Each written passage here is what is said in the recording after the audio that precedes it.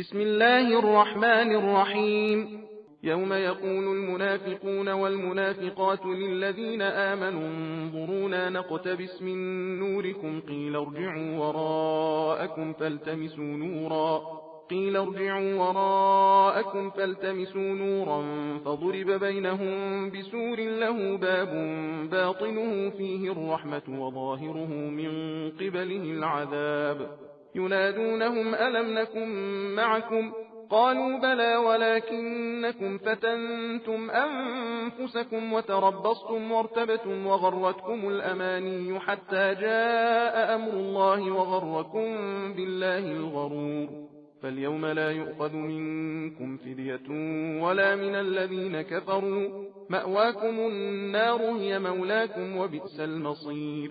ألم يأن للذين آمنوا أن تخشع قلوبهم لذكر الله وما نزل من الحق ولا يكونوا كالذين أوتوا الكتاب من قبل فطال عليهم الأمد فقست قلوبهم وكثير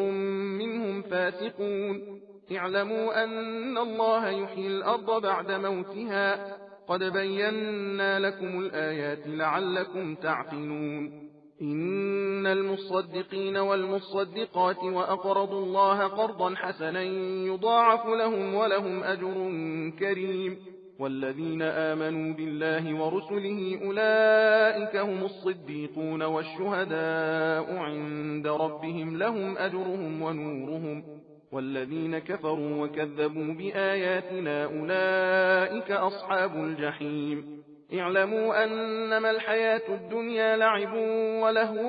وزينة وتفاخر بينكم وتكاثر في الأموال والأولاد كمثل غيث أعجب الكفار نباته ثم يهيج فتراه مصفرا ثم يكون حطاما وفي الآخرة عذاب شديد ومغفرة من الله ورضوان وما الحياة الدنيا إلا متاع الغرور سابقوا إلى مغفرة من ربكم وجنة عرضها كعرض السماء والأرض أعدت للذين آمنوا بالله ورسله ذلك فضل الله يؤتيه من يشاء والله ذو الفضل العظيم ما أصاب من مصيبة في الأرض ولا في أنفسكم إلا في كتاب من قبل أن نبرأها إن ذلك على الله يسير لكي لا تأسوا على ما فاتكم ولا تفرحوا بما آتاكم والله لا يحب كل مختال فخور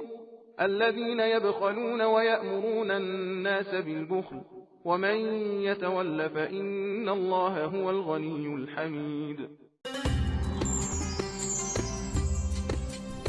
सबील कुरान हिदायत का रास्ता।